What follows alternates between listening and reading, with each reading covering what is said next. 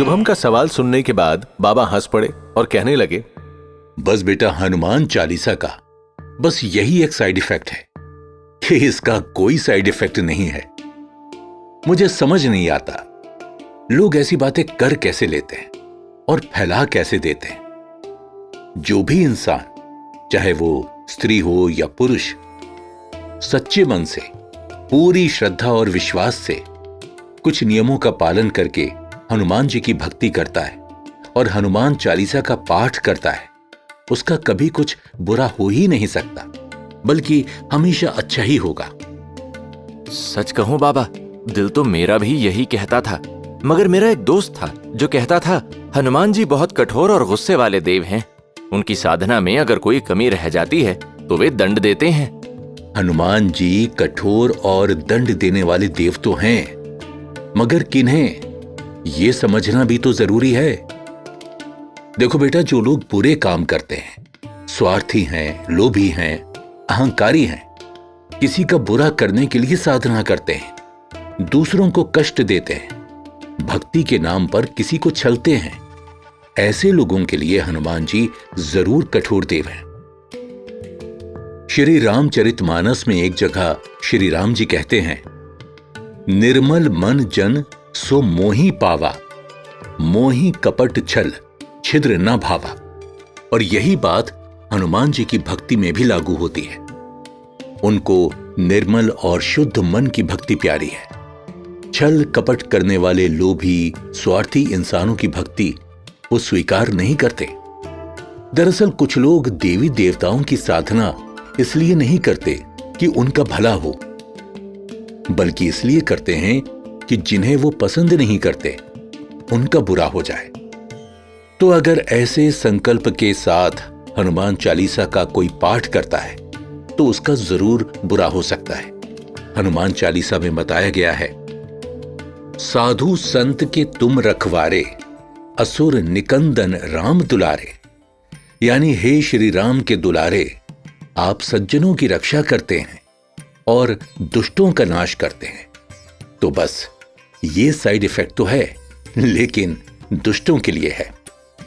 और एक बात कि हनुमान जी सात्विक देव हैं। उनकी साधना में शराब, मांसाहार, सिगरेट जैसे व्यसन नहीं चलते, बल्कि शुद्ध सात्विक भोजन के साथ साधना की जाती है।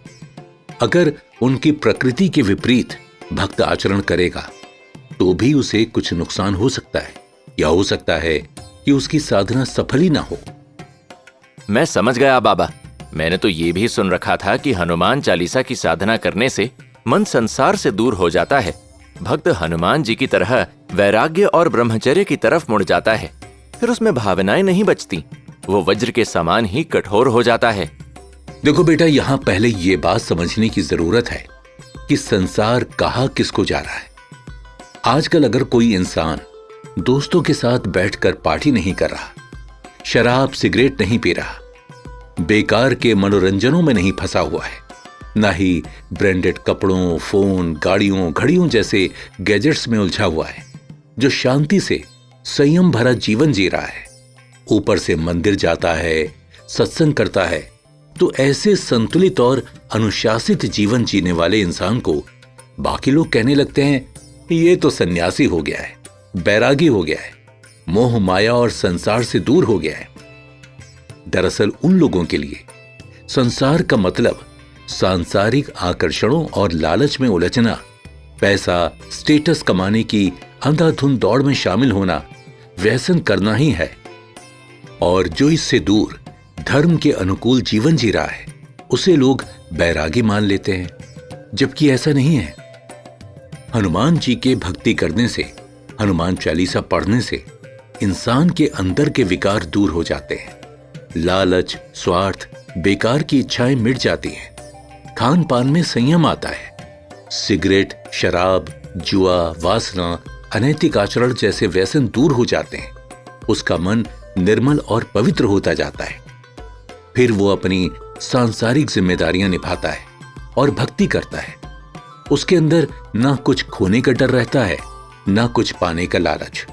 वो अपनी सारी चिंताएं हनुमान जी को सौंपकर निश्चिंत जीवन जीता है और गाता है, सब सुख लहे तुम्हारी सरना, तुम रक्षक काहू को डरना।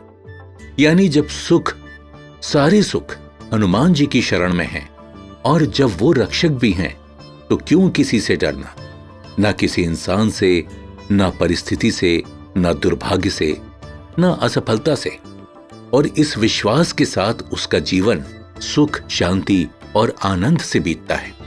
बाबा, एक ब्रह्मचर्य वाली बात पर भी बहुत कंफ्यूजन फैला हुआ है। ऐसा कहा जाता है क्योंकि हनुमान जी ब्रह्मचारी हैं, इसलिए उनके भक्तों को भी पूरी तरह से ब्रह्मचर्य का पालन करना चाहिए, तभी हनुमान जी की साधना की जा सकती है। हाँ, ये बात सच है कि हनुमान जी बाल ब्रह्मचारी हैं, लेकिन इसका मतलब ये बिल्कुल नहीं है कि कोई संसारी या गृहस्थ इंसान हनुमान चालीसा नहीं पढ़ सकता या हनुमान जी की कोई दूसरी पूजा नहीं कर सकता। हनुमान जी गृहस्थों के विरोधी देव नहीं है। उनके आराध्य भगवान प्रभु श्री राम भी गृहस्थी है ना, फिर उन्हें गृहस्थ भक्तों से क्या दिक्कत हो सकती है? तो फिर ऐसा क्यों कहा जाता है हनुमान जी की पूजा करने के लिए ब्रह्मचारी होना जरूरी है? दरअसल लोगों को ब्रह्मचर्य का असली अर्थ ही नहीं पता है।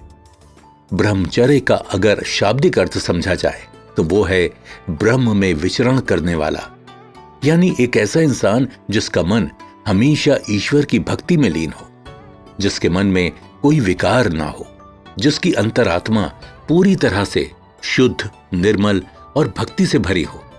पुराने समय में ऐसे कितने ऋषि, मुनि, तपस्वी और गुरु होते थे जो ईश्वर की साधना करते थे, लेकिन वो गृहस्थ भी होते थे, उनकी पत्नी और संतानें भी होती थी, लेकिन वो धर्म के अनुसार आदर्श जीवन जीते थे। एक ऐसा गृहस्थ इंसान जो मन से शुद्ध है, उसके व्यवहार में जरा भी छल कपट नहीं, बुरी या बेकार की इच्छाएं, वासनाएं नहीं, जिसका अपने शरीर और इंद्रियों पर नियंत्रण है, जो एक अनुशासित और संयमित जीवन जीता है, वो ब्रह्मचर्य का पालन ही कर रहा है। वहीं दूसरी तरफ एक ऐसा इंसान जिसके किसी से भले ही शारीरिक संबंध ना हो, लेकिन उसके मन में विकार, वासनाएं, बुरी इच्छाएं हो, जिसका अपने मन, बुद्धि और शरीर पर कोई कंट्रोल ना हो, जो भक्ति ना करता हो, वो ब्रह्मचारी नहीं है। बाबा, आज आपने मेरा बहुत बड़ा कंफ्यूजन दूर कर दिया, लेकिन एक सवाल अभी भी मन में है। मेरी मम्मी भी हनुमान चालीसा पढ़ती हैं, वो हनुमान भक्त हैं, लेकिन मेरी दादी हमेशा उन्हें टोका करती थी कि औरतों को हनुमान जी की पूजा नहीं करनी चाहिए। हनुमान जी औरतों की पूजा स्वीकार नहीं करते क्योंकि वो ब्रह्मचारी हैं। क्या ये सही है? देखो बेटा, ऐसा किसी भी शास्त्र में नहीं लिखा कि औरतें हनुमान जी की पूजा नहीं कर सकती। हाँ, लेकिन एक बात का ध्यान जरूर रखना है, जब भी कोई भक्त भगवान की भक्ति करता है तो वो उससे एक विशेष प्रकार का भाव संबंध रखता है, जैसे दास भाव, जिसमें भक्त खुद को भगवान का दास मानता है। हनुमान जी खुद श्री राम से यही भाव रखते हुए भक्ति करते हैं। एक होता है वात्सल्य भाव, जिसमें भक्त भगवान को अपना पुत्र समान मानता है, जैसे बहुत से लोग घर में लड्डू गोपाल जी यानी श्री कृष्ण भगवान के छोटे रूप की वात्सल्य भाव से पूजा करते हैं। एक होता है माधुर्य भाव, इसमें भगवान को अपना प्रेमी या पति मानकर पूरा जीवन उसके प्रति समर्पित रहा जाता है, जैसे मीराबाई की कृष्ण भक्ति थी। तो खुद को हनुमान जी का दास मानकर, खुद को उनका आश्रित मानकर उनकी भक्ति की जा सकती है, लेकिन माधुर्य भाव से हनुमान जी की भक्ति नहीं की जा सकती। मैं समझ गया बाबा। मैं भी यही सोचा करता था कि भगवान की नजरों में तो सब भक्त बराबर होने चाहिए, उनकी नजरों में तो भक्तों में किसी भी तरह का भेद नहीं होना चाहिए, और आज आपने मेरी शंका दूर कर दी। अब मैंने जो एक और बात सुन रखी है कि रोज हनुमान चालीसा पढ़ने से इंसान कठोर हो जाता है, उसकी भावनाएं, इमोशन खत्म हो जाते हैं, तो क्या सच में ऐसा है? अच्छा, एक बात बताओ, मैं रोज हनुमान चालीसा का पाठ करता हूं, वो भी 100 बार, तो क्या मेरे अंदर की भावनाएं मर गईं?